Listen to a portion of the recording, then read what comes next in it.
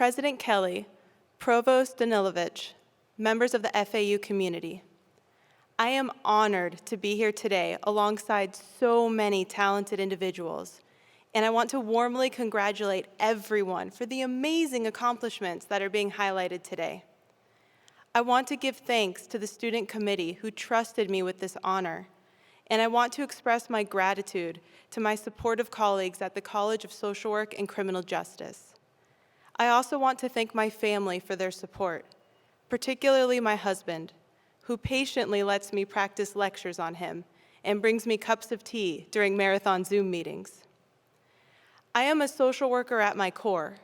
As an academic, I still fancy myself a practitioner. Education and research are simply my macro strategies to change the world. I absolutely adore teaching and working with students, so this award means more to me than words could adequately express. Still, I am here giving a speech, so I have been reflecting on what words will have to suffice. To that end, there are 3 things I would like to share with you all today: seeing challenges as opportunities, the importance of the so what, and planting seeds. To say this year has been a challenge is an understatement.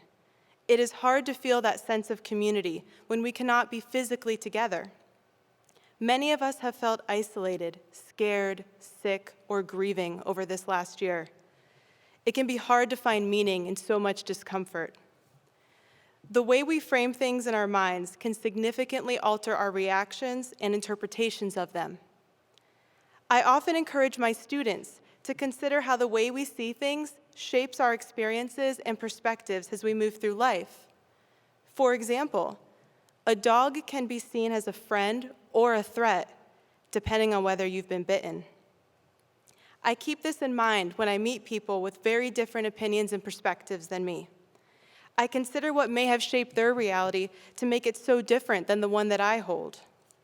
Sometimes I share my experiences to help present an alternative reality. Other times, I find that I am the one who must be flexible in my views. After all, in educational settings, the whole point is to expand our thinking and open our minds, to grow and shift as we incorporate new experiences and information. With that in mind, I want to share the power of seeing challenges as opportunities. The word challenge sounds intimidating. By definition, it is a difficulty. An opportunity, however, is an open door that we can walk through and hopefully find ourselves stronger on the other side. This year, I have found opportunity to explore my virtual classroom strategies, as well as the opportunities to support students during a difficult time. Framing the past year this way doesn't remove the difficult components, but it allows me to highlight growth and strengths while overcoming barriers and learning new skills. I hope you all can see benefits to approaching the next chapters of your life as opportunities, intimidating as they may initially seem. In thinking of the power of framing thoughts, I'm reminded of one of my professors back when I was in school.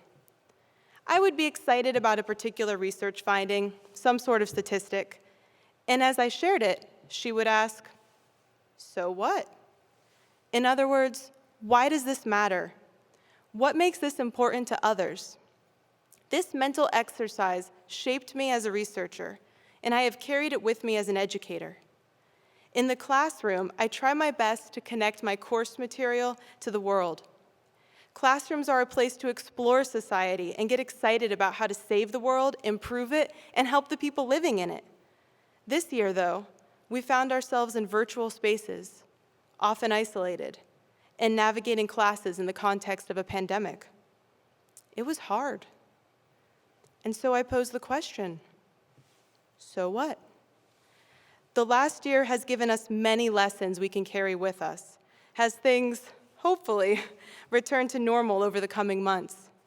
We learned how quickly things can change and the importance of being flexible and adapting to different situations. We learned how to be compassionate towards ourselves and how to be creative in both how to work and socialize from a distance. I do not intend to minimize the difficulty of the last year. However, I do want to highlight that all of us here demonstrated our ability to adapt and rise to the occasion.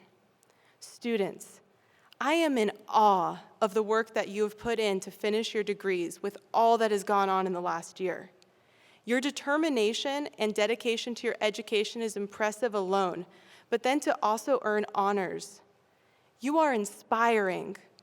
I hope that moving forward, you all will continue to recognize that resilience in yourselves, how hard you work to make it here, and the quality of that work despite all challenges.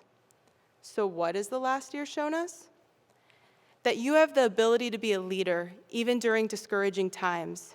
That you are resilient, you are strong. On my own difficult days as an educator, I remind myself of your strength and energy, and it keeps me motivated and eager to come to class to work with you. We grow from our own experiences, and we shape realities and experiences for others.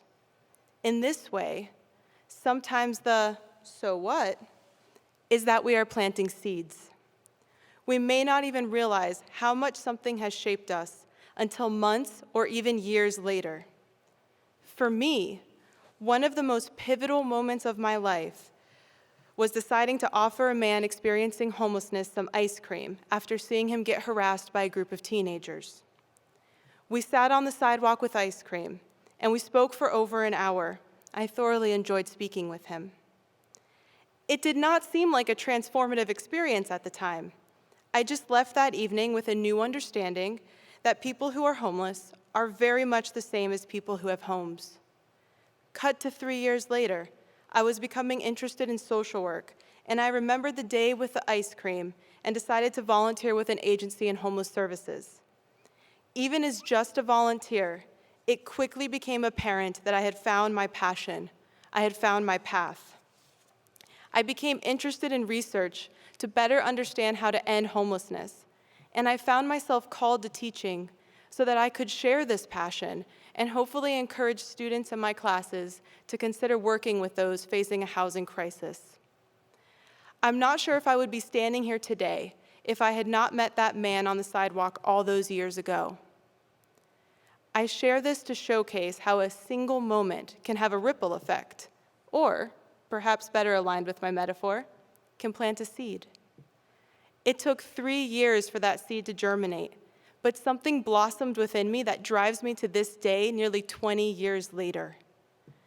We all carry around a bag of metaphorical seeds, and if we are aware of this, we can be intentional of what we try to plant in this world. I am constantly inspired by the stories, dedication, and passion of the students at FAU and the faculty and staff who support them. And one of the most rewarding and nourishing parts of this job is seeing those seeds sprout and grow. Every person here has the power to make tremendous change, and I encourage you all to consider how to best use that power and recognize the changes and moments that have shaped you. Imagine the possibilities when we are mindful with what we sow into this world, and we take time to nurture the passions that are growing within us. In closing, I want to again express my gratitude for this honor, the opportunity to plant seeds here at FAU, and feel myself grow alongside so many amazing scholars, educators, and students.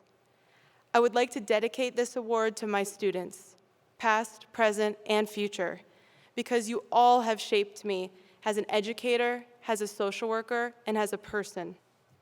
Teaching is a privilege, and it is an honor to join each of you for part of your journey. May we all continue to grow.